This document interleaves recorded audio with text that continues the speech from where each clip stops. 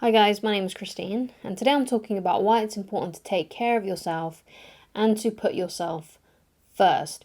So, what do I mean by that? Because sometimes people may hear something like that or see something like that and think, that sounds really selfish. I can't put myself first. I've got to put my spouse first, or I've got to put my kids first. So that's not really what I'm kind of talking about here. It is actually extremely healthy to put yourself first when it comes to certain things. Okay, because I believe that if you take care of yourself really well, you are then in a better position to take care of the other people around you. Okay, now sometimes that is easier said than done, especially if you've got a busy schedule and, like I said, you've got kids or you've got other people that you need to take care of. But it's very important that at some points during the day you take some time out to take care of you, of what you need. Because what you got to remember is human beings, we're not machines, right? We're not machines. We're not robots, right? Not only do we need, like the basic things like shelter, a loving family, protection. We need food and water, but we also need things that are good for our soul. We also need things in life that we are looking forward to, things that bring joy to us as individuals, right? And that can be different for everybody, right? So it's important that you give yourself that, I guess you could say, soul food, right? It's really important that you give yourself that, to at least try and give yourself something like that to yourself every day. So what's good for you, what's good for your soul, okay? So I think putting yourself first is healthy. It's like the Jim Rohn quote, right? And he said something like, I'll take care of me for you and you take care of you for me, right? And basically what that means is that I'm in charge of making sure that I'm healthy and happy and content in myself, right? And you should do the same. And if we both do that for ourselves, we're more better when we come together, and create a life together. If this is a friend, or if this is a or your spouse, especially, it's really important with your spouse, okay, to have that kind of relationship, okay. So putting yourself first is very, very healthy because it helps you take care of everything else in your life. You've got to take care of yourself first. Okay, so it's crucial. Okay, so I'm going to talk a little bit about self-care. Okay, so this is kind of like, I guess you could say, the what you need basically to be able to put yourself first, and how you can start putting yourself first. Okay, and it's very, very easy, and it's what I call HHS. Okay, so HHS stands for hygiene, health, and soul food.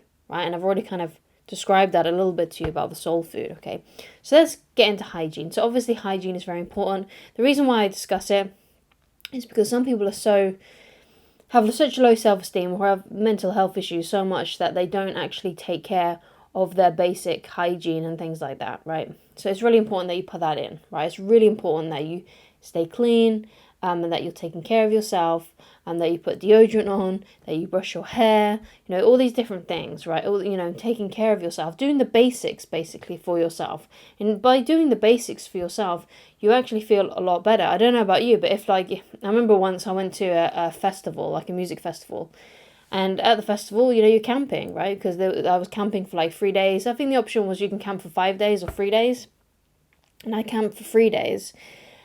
And basically, after that, I felt so grubby. I felt so grotty, right?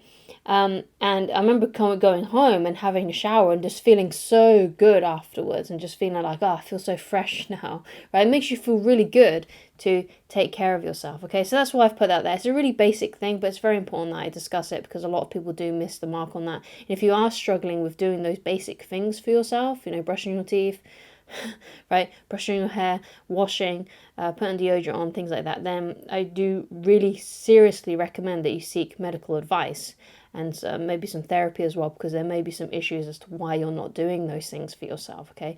I'm not a therapist and I'm not a medical professional, but if you are struggling with those things, I'm smart enough to know that you need help with that, or there could be an underlying issue there. It could be sometimes just, you just don't feel like it, you're just being a bit lazy, you're too busy prioritizing other people instead of yourself. But a lot of the time as well, people who struggle with that kind of thing do actually have some kind of mental health issue that they need resolving. So you've got to figure out which one is you and seeing what is best for you. Okay, so health. Now this is like a two-parter, right? So with health, there's two parts to that, and that is, the first one is what you eat, right? So making sure that you have a balanced diet, making sure that you eat healthily. There's like the 80-20 rule. Like 80% of the time you should be eating the right things, 20% of the time you should be, if you want to, having your pizzas and stuff. So basically what that equals to is being healthy during the week, like from Monday to Friday, and then maybe having a cheat day on Saturday or Sunday or something like that, right? But for the rest of the week, you're eating healthily and eating foods that are actually nourishing you and giving you nutrients, and not just junk that doesn't give you nutrients, right? So it's very basic stuff, okay? And the other part of health is exercise, okay? So again, making sure that you get in a good routine, get a good exercise routine. It might be good to have a mix up of like strength training and a little bit of cardio. Those are usually that's usually the best combination that I've seen that really works well for people. But obviously it's best to speak to your doctor about it before you start taking on any kind of like different nutrition plan or any different kind of exercise regime and things like that. But getting those two things in, and the health, in terms of health, like the food that you eat and getting some exercise in, are going to be really beneficial to you. And again, this is something very, very basic. It's something that we all know that we should be doing, right? But again, a lot of people don't. A lot of people fail to do that and they procrastinate. But it's really crucial that you do, because it's one of your ways that you can take care of yourself. It's part of self-care, okay? So the last point out of this little section of self-care is soul food, right? The HHS, the S being soul food, right? And basically what this does is but what you need to do with this basically is you got to figure out what feels good for you, what nourishes your soul, what makes you feel like in alignment, basically. So in a way, one of the things that helps me is I like to sit out in nature.